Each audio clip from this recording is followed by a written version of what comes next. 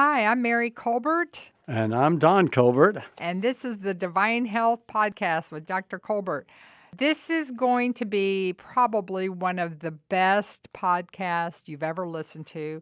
I'm excited. I was just talking with our producer here, and she was letting me know that we are reaching over 100 countries with our podcast. Wow, I just thought this was U.S. I I'm in know. shock. I didn't know that. I had to remind you, for God so loved the world. Well, all my He stats were based didn't. on the I U.S. know, and not the I world. know. It's like, you know what? He didn't, God so loved the U.S. that he gave his son. It was God so loved the world. Amen. So I'm excited to know that we are reaching you around the world with this good news of what you can do, because healthcare and health is a very important thing, not just to humanity, but it is God's most important thing to you. He says, I wish above all things, I want you to think about that. This is 1 John 3. When you come into our medical office, we have it on the wall in letters printed, because God really impressed in us that this is the single most important thing that concerns him. And he believes that, his belief for you is, he says, I wish above all things, not some things, all things, that you prosper. And this means for everybody. He wants everybody to prosper who love him and be in good health. Why? Because God desires for you to live long and strong. This is his will. He's not a child abuser. God isn't looking to teach you a lesson by making you sick, hurt, injured. The thief comes to steal, kill, and destroy. But he says, but I have come that you might have life and have it more abundantly. So your health matters. But this is interesting, though. As your soul, he says, prospers. Now, what is the soul part of a man, a woman? It's your mind, your will and your emotions. and emotions. That is the soulish part of you. Now, if you're not addressing those three areas, it actually can make the body sick. Oh, absolutely. So you can't, we are such an amazing creature in how God has created us. But the mind, will, and emotion is a very, very important That's part why of it has to be renewed according to Romans 12, 1 and 2.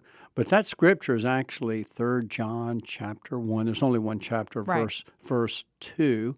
Beloved, I wish above all things that thou mayest prosper and be in health, even as thy soul prospers. So we want to address something today that I'm very excited. I want you to listen to me on this. Don's going to be talking, but I'm going to be probably talking a lot more too. That's great, this sure. thing. Okay. It's Amazing. an article. Yeah. It's a brand new article that just came out, and it's from a magazine that's a reputable magazine that studies on health, called Briefing, Briefing magazine. So for those of you who want to go in and Google it and look for it, you can do that and get a hold of it. But it's news. This is their 11th publication, and this is what the title is: The Pursuit of Longer Life. How long can human beings live? That's a matter of debate, but some scientists believe, now you're going to hear me right. Now listen to me. Some scientists, this is a science magazine, okay, believe that 125 or even 150 is possible. That is the title of this article. Now, what's interesting is that the scripture says that 70 was the second of God's will. So he was like committed to get people to 70. So if you live to 70, you reach the second will of God. But the first will of God is, he says, a man's day shall be 120. That's what he told Noah. That was what he promised Noah. And he gave that promise to Noah. A man's day shall be 120. And so we know now that you are supposed to live to be 120 originally. That is God's original plan. So I know some of you go, oh man, I don't want to live to be 120. That's because you have an image of someone being 120, decrepit, worn out, in a wheelchair, you can't walk. And so I understand if that's the image, who wants to live? That's not living, that's existing. But if you are strong, your body's strong, your mind is strong, and you're physically strong, God wants you to live to 120. And I'm going to tell you the main reason. So that you can preserve the gospel, so that you can share with your children, your grandchildren, your great-grandchildren, your great-great-great-grandchildren, the gospel of Jesus Christ, and that you are able to preserve the truths that he has shown you through the years and share them with your children. I just want to tell you something. If you don't teach your children and your grandchildren to hear the voice of God and recognize it, you have failed. You may have taught them to be successful financially or smart or good in sports or gymnastics, or you may have passed on a lot of good natural things for people to survive in this life. But I'm going to tell you the single most important thing that you need to pass on is the ability to hear and recognize the voice of God. And when you do that for your children and your great-grandchildren and your children's children, then you have succeeded in the number one thing. So I believe God wants you and I, Don, to live as long as we possibly can so that we can pass on the truths that the gospel has shown us and we have grown and learned to make sure it's preserved. So now we're going to talk tell them about Otis Clark, because Otis Clark was a friend of ours. He lived to be 108. Right. And literally he would preach every weekend at 108, and he just, after one service, he was just sitting in the green room and just fell asleep, and he went to be with the Lord between services. I know. So just amazing. This article is saying, the scientist says they believe that 125 and 150 is possible to live strong and long with good mental faculties, holding on to your memory. Okay, so now listen to me in this article. This is what's really cool. I know that this is Dr. Colbert's podcast, but right now it's Mary Colbert. That's all right. Go ahead. It's good. It says eliminating zombie cells. This is the huge article in it. Eliminating zombie cells, they called them. Well, let's talk about these zombie cells. These are senescent cells. As we age, we accumulate these cells that are like sucker branches on a tree that saps your energy, your life energy. That's exactly right. It says that the many researchers are betting that the first anti-aging breakthrough will come in therapies that rid the body of damaged cells. As we age, we accumulate these cells that stop functioning properly but still linger in the body. So these damaged cells are staying in your body, and the first breakthrough in longevity is learning to get rid of them, Right. how to get them out. And it's so interesting how certain nutrients really help rid the body of these senescent or these zombie cells, which is very exciting. But But first of all, what was fascinating about this article, back in 1995, they found that approximately 95,000 people had or lived to be over 100. Fast forward to 2015, and they said that 2015, 450,000 people lived to be over 100. Now they're projecting by 2050 that 3.7 million will live to be over 100 years of age. And the reason is because of they are learning things and supplements and dietary things that enable us to live longer. Now, one of the things... And getting rid of these zombie cells is a major thing. Okay, guess what, guys? This is so exciting. Because we've been taking this for years, really. One of the things that helps your body rid your body of these zombie cells is apples. Apples. And why? Because an apple a day keeps the doctor away, because it's high in quercetin. The quercetin removes your damaged cells. And this is in our healthy sinus formula. This article talks about them doing the study with these rats and mice, and there were 3 things they made sure they got, was the apples, the grapes, and strawberries. And the difference in the longevity of the mice absolutely astounded the scientists. They could not believe how strong and long these mice lived by ingesting and making sure that these 3 things were in their diet: strawberries, grapes, and apples. And that they found from their studies, as they did their studies with these mice, is that this removes the zombie cells. It eliminates the damaged cells from your body. Yeah, now let's just talk about Yeah. quercetin. Quercetin is just a flavonoid. It's found, like she said, in apples and grapes and strawberries. Also, onions. Onions are high in quercetin, and some other fruits and veggies. And this is the key ingredient that helps to rid the body of these senescent or zombie cells. And so keeping this level high, now again, I understand eating a lot of apples, you got to have a good dose of this quercetin. An apple a day will contain, I'm not sure exactly how much quercetin we actually need to find out, but we find that if you take about 250 to 500 milligrams twice a day, that's the sweet spot for most people. Now, it just so happens our healthy sinus formula, which we've been on for years, and I haven't been taking it. I take it pretty much every day, but I usually take 2. But after reading this article, I'm going to take 2 twice a day. But Don, our greens and our reds. They have it too. You're right. Listen, our greens and reds is the most powerful thing that people can take every day. A scoop of each. We have the green apples in the green. We have the fruits, in the reds, the strawberries and the grapes. Right. And I'm telling you, a scoop of each of these every day is going to help people eliminate these zombie cells. It's going to give them such good health. Well, in our immune formula, we have 250 milligrams of quercetin and take 1 twice a day. And along with our greens and reds. Along with the vitamin D3 and along with the vitamin C. And it has the quercetin. And those are the key things that we need, again, to keep our immune system strong. I am so excited about this study and what's come out because God has already given us answers, and now we're getting the science to prove some of the things that is going to help people naturally extend their life. Now, one of the silent killers, Don, that people do not realize that can shorten your life is sleep apnea. Yes, and this is what I see every day. And you say, when people come to see me, I do a thorough physical exam on them.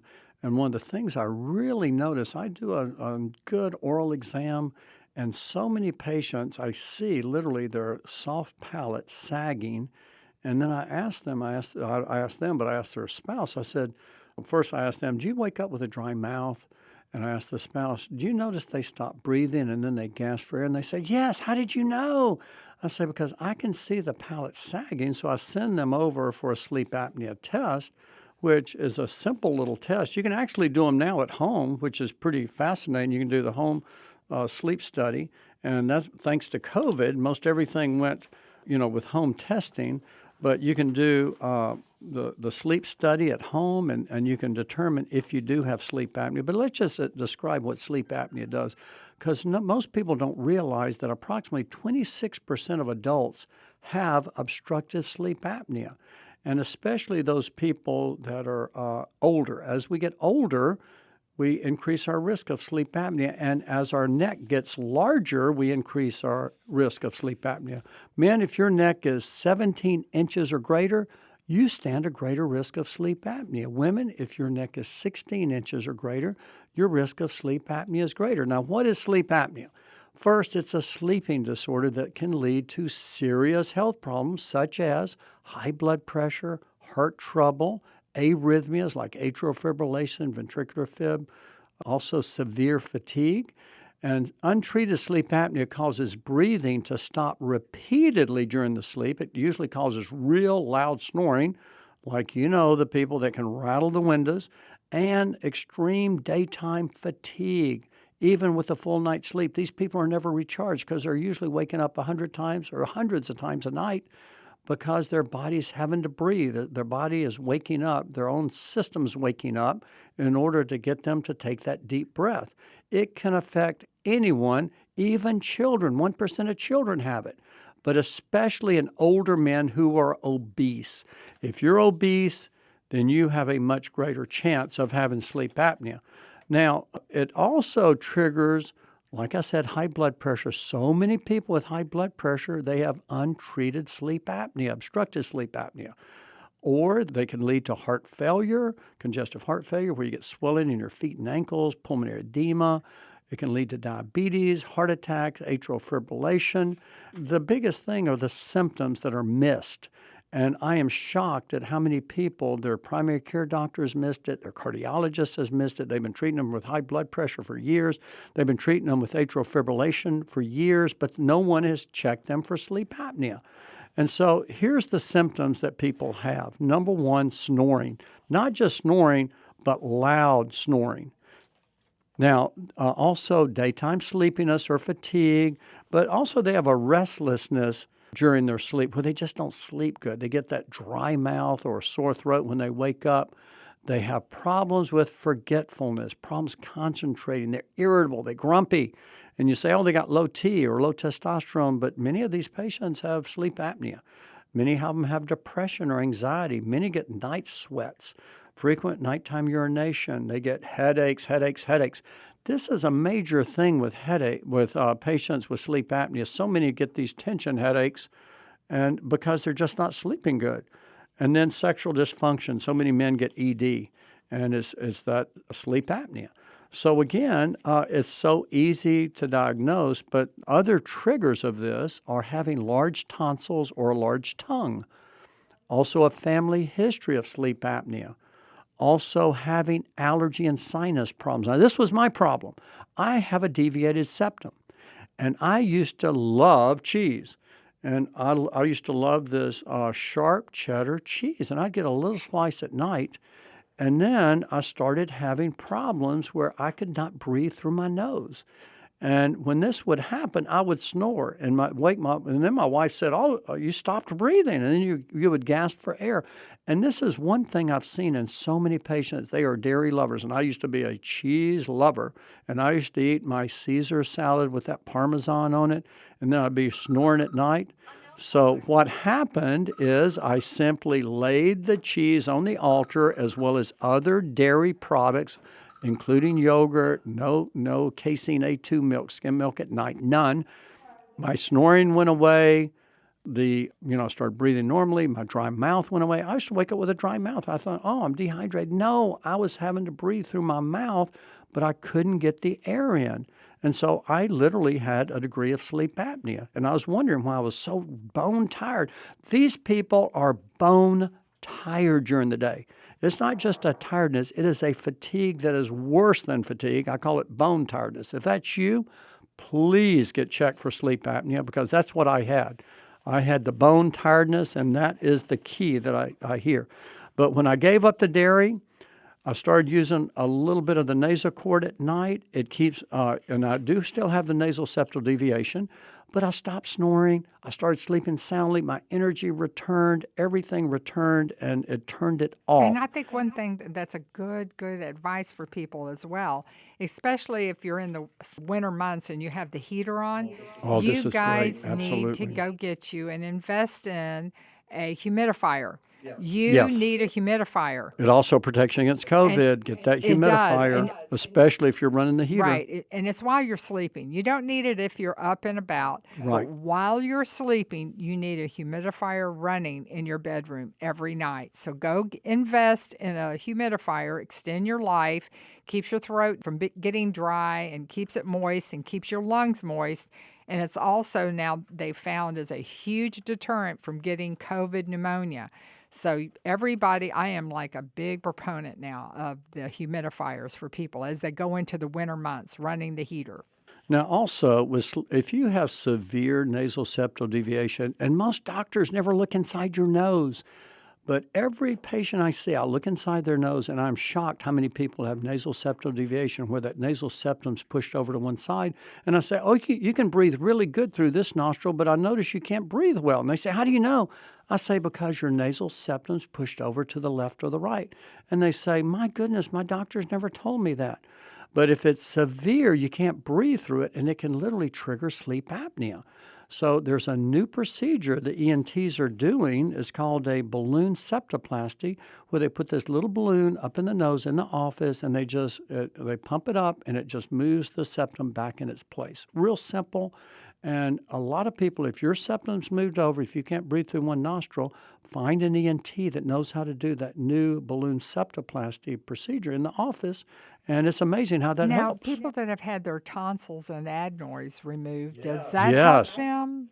For some people with large tonsils, large adenoids, absolutely it can trigger sleep apnea. And this is a common cause in children. And so many children have sleep apnea, but their symptoms are totally different than adults. These kids, many times, they're really tired. And so many of us think, oh, they get poor school performance because they're just so sluggish and sleepy, and they misinterpret it as lazy. No, these kids, 1% of kids have sleep apnea. That is unreal. And they miss it. And these kids, the way you can tell, they breathe through their mouth, and they sometimes have problems swallowing. They also, when they inhale, they have an inward movement of the rib cage. And what's so weird is they have an unusual sleep position. Wait a minute. Hold on. They have an inward movement of the rib cage. What is it? What happens, you can actually see the ribs, when they inhale, you can see their ribs retract a little bit when they inhale. But one of the key things, they usually have these unusual sleep positions so they can get air in their lungs, such as they'll sleep many times on the hands and knees or with the neck hyperextended so they can get air in. Also, a lot of these kids have a lot of excessive sweating at night. So if your child is sweating a lot at night, usually they have those large tonsils, large adenoids, and they have sleep apnea. It's blocking their breathing passages. Many will have bedwetting, but a lot of these kids have learning problems, attention deficit disorder, hyperactivity. But the biggest thing is these kids are sleepy in school. They're falling asleep, and so many people say, oh, they're just lazy. No, these kids have sleep apnea. Now, how do we diagnose it? It's so easy now to diagnose. And thanks to the COVID, we've gotten away from having to go into the sleep lab and do all these studies. Now you can just do these home sleep tests. And so it's really good, and it's really helped tremendously with our ability to diagnose and treat these patients. And it's just called a home sleep test, or HST. Before, we'd have to go to a sleep lab and do this polysomnogram test, and they hook you up to all these things and bells and whistles, and it's hard to sleep, anyway in a sleep lab. But now you can just do a home sleep test. And what it does, it records just a few body functions, including your airflow, your breathing effort, your blood oxygen levels, and snoring. And it's a simple little test that most people can do, so you don't have to go to the crazy sleep lab and listen to all their bells and whistles going off all night long. But again, it's easy to fix. The best way to fix sleep apnea, folks, is just lose about 10% of your body weight, which is usually about 20 to 25 pounds. When you do that, that palate just lifts right up for so many people, and it helps tremendously. Now, if you have mild sleep apnea, all you need is generally one of those mandibular appliances, and there's these simple jaw advancement dental appliances. You can get them from your dentist, or you can get them online. There's all kinds, and let's see, I can pull it up. I have it on my phone. Now, sleep apnea, Don, is also associated with memory loss because oh my goodness, yes. When you are deprived of oxygen while you're sleeping, it's actually depriving your brain from oxygen. So these people will start suffering from memory loss. So if you're someone you're in your 50s, 60s, and you're just noticing that your memory's just not as sharp, you might get yourself tested with sleep apnea because that may be all that's going on. Mary, every patient with memory loss, especially early dementia, I get a sleep study on them, and I'm amazed. I would say over 50% of these patients have obstructive sleep apnea. And that is a big cause of shortening your life, folks, and that is something that is easily corrected. This is something that can be easily corrected. Now, as you age, your skin sags. Well, that skin in the back of your throat's going to sag. And your tongue. And especially if you have alcohol. Now, this is a big trigger for sleep apnea. For you guys that drink that little glass of wine or that beer at night, you are going to be more prone for sleep apnea. Lay the alcohol on the altar. It is triggering a bunch of obstructive sleep apnea. And so, again, I tell my patients, get off that alcohol or your memory's going to be getting worse, especially from the sleep apnea it's triggering at night. If you do have a little alcohol, have it early in the evening, but don't drive. We don't recommend alcohol. And remember, I'm going to be my book next year, this coming year, is The Brain Zone. We're talking about what to do to reverse memory loss. And one of the big things is correcting sleep apnea is one of the major things. It's amazing. And we were reading this article and the studies on sleep apnea, and they said about how many millions of people worldwide, 100 million people worldwide, is estimated to suffer from sleep apnea. That is unbelievable. That is Mary, a lot of people. Absolutely is. And again, the most common symptom I hear is severe snoring and that dry mouth and that daytime drowsiness and the memory loss. The big thing is the memory loss. Folks, you have to understand, sleep apnea, let's talk about this just one more minute, if you would. The importance of this is so huge because you hear about people dying in their sleep from like a heart attack. Do you know, is sleep apnea cutting off oxygen to the heart? And that is why they die. So that's why they have a heart attack in the middle of their sleep while they're sleeping, is because they have deprived the heart of oxygen. So this is not something you want to just ignore. This is something you really want to address because it could be a real silent killer for you. Like the great football player Reggie White, and I met Reggie years ago at a book convention, but he was one of the greatest defensive ends of all time. He had a huge neck. I have never seen a man with a neck that big and muscular. But he died young of sleep apnea. And he was in amazing physical condition. This was a mountain of a man. I couldn't believe how big he was. But what about CPAPs? Yeah, and that's what I wanted to talk. This is something that helps so many people is the CPAP device. It's positive airway pressure, and that's the preferred treatment, especially for those with moderate to severe sleep apnea. And what it does, the best is the continuous positive airway pressure. And what it is patients wear a mask over the nose and mouth. And there's people who hate that. Oh, they hate it, but the air blower gently forces air through the nose and mouth. Now, some people can use the nasal pillows, which my brother uses, because it's much more convenient and much more comfortable, easily tolerated. But again, I just keep telling these people, if they'll lose just 10% of their body weight, if they weigh 250, they need to lose 25 pounds. If they're 200, lose 20 pounds. It's amazing how losing 10% of the body weight many times relieves it and takes severe to moderate sleep apnea to mild sleep apnea. And many times all they need is one of these mandibular advancement devices, such as Pure Sleep mouth guard, which you can get online, on Amazon or wherever. And it's a little mouth device, dental device you put in. And again, I have nothing with this company, but it just helps a lot of my patients who snore and have just mild sleep apnea. It's incredible, but losing weight is the key. And the best way to lose weight, I tell people, is my new Beyond Keto diet, which is the Mediterranean keto diet. It's easy and it's a lifestyle. It's not really a diet, it's a lifestyle. It'll get your weight off and it'll keep it off. This is probably one of the best books Don's ever written, and you will totally love and enjoy this. It's so full of new information. And you got to get this book. You got to get it. It's on our website, and you can order it now, and you can pre-order it depending on when you listen to this podcast. It may already be out. Now, Mary, I got to talk about the 3 key foods that literally will set you up for sleep apnea when you eat these at night. Number 1, we talked about dairy, especially cheese. That's probably the worst, and that's what was doing it to me, is clogging my nose up. I couldn't breathe through my nose. Number 2 is fatty meats. That's steak, burger, pork, bacon, sausage, lamb.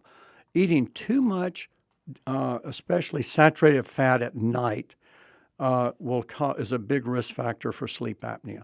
These people that eat a lot of meat, a lot of ham, a lot of sausage, they get big old necks. You know how a hog is big and has a big neck. They start to take on the appearance of a hog with a big belly and a big neck. And you can tell they eat lots of saturated fats. That is going to set you up for sleep apnea.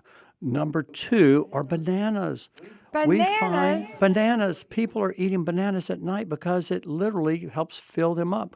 But when you eat a banana at night, it increases mucus production in your mouth and throat. That sets you up for sleep apnea. Heard that. And so the best thing to eat at night is nuts. We have a big old bag of pecans that we keep in our fridge, not the salted ones. the regular pecans. I ate a big old handful of pecans. I chomp on those every It's got night. magnesium too, which is good.